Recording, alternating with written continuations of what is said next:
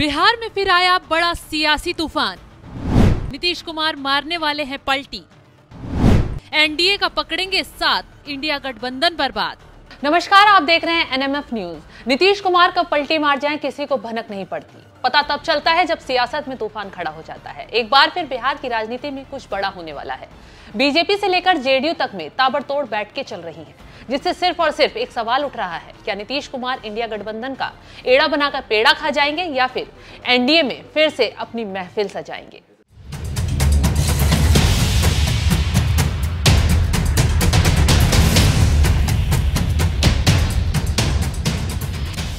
बिहार की सत्ता में पावर सेंटर नीतीश कुमार की हरकतों से एक बार फिर सियासी पारा चढ़ गया है। वहीं अमित शाह के बयान के बाद बीजेपी के अंदर नीतीश के लिए दरवाजे बंद होने के सुर भी नरम पड़ते दिखाई दे रहे हैं। खबर में ट्विस्ट तगड़ा है, तो पहले बीजेपी प्रदेश अध्यक्ष सम्राट चौधरी का धमाकेदार बयान सुन लीजिए। बिहार की राजनीति में भारतीय जनता पार्टी का दरवाजा बंद है।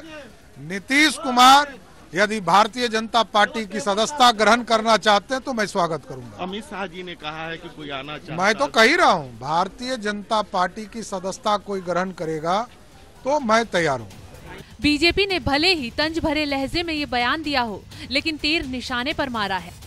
जब जेडीयू से लेकर आरजेडी और बीजेपी तक में मेल मुलाकातों और बैठकों का दौर तेज हो गया।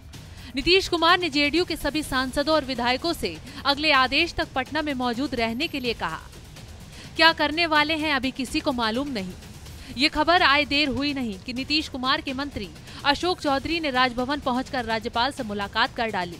वहीं दूसरी तरफ बिहार विधानसभा के विपक्ष के नेता विजय कुमार सिन्हा के आवास पर बीजेपी विधायकों की आपात बैठक बुलाई गई। बीजेपी के गठबंधन सहयोगी दल हिंदुस्तानी अवाम मोर्चा के प्रमुख जीतन राम मांझी ने भी अपने सभी विधायकों से 25 जनवरी तक पटना में ही रहने के लिए कह दिया। जिस तरीके से नेताओं को इकट्ठा करने का दौर चल रहा है, वो तो किसी बड़े खेल की ओर इशारा कर रहा है। इसी दौरान जीतन राम मांझी ने भी नीतीश पर एक तीर से दो निशाने लगाकर गहरा संदेश देने की कोशिश की। मांझी ने भी छुटते ही कह दिया, जब एक बार पलट चुके हैं तो दूसरी और तीसरी बार पलटने में क्या दिक्कत है। अगर जेडीयू एनडीए में आती है तो हम इसका विरोध नहीं करेंगे। एनडीए में हम तो एक पार्टनर हैं और सबसे बड़ी पार्टी है भाजपा। अगर भाजपा नीतीश कुमार को लेना ही चाहेंगे तो उसमें हम लोग क्या कर सकते हैं। इसलिए भाजपा जो चाहेगी उसी के तर्ज पर हम लोग चलेंगे।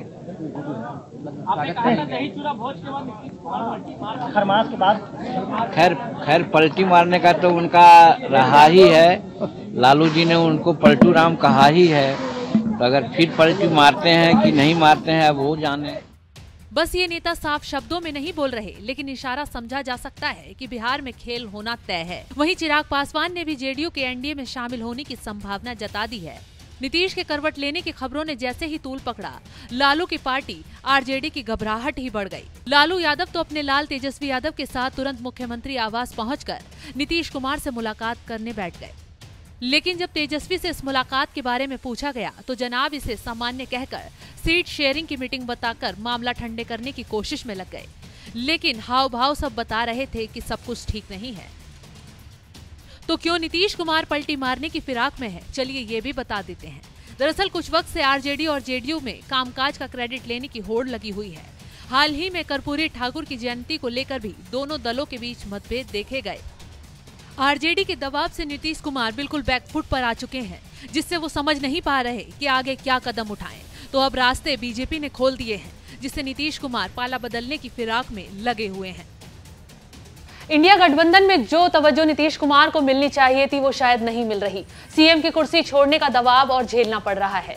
ऐसे में नीतीश क्या करेंगे, रास्ता ढूंढेंगे जो वो हमेशा करते आए हैं। नीतीश की बेचैनी बढ़ी तो बीजेपी ने भी मौका देख चौका मार दिया, नरमी दिखा दी, रास्ते खोल दिए। तो अब जल्द हवाओं का रुख बदल रहा है। बिहार में खेल नहीं खेला होने वाला है। इस खबर पर क्या है आपकी राय, कमेंट कर जरूर बताएं।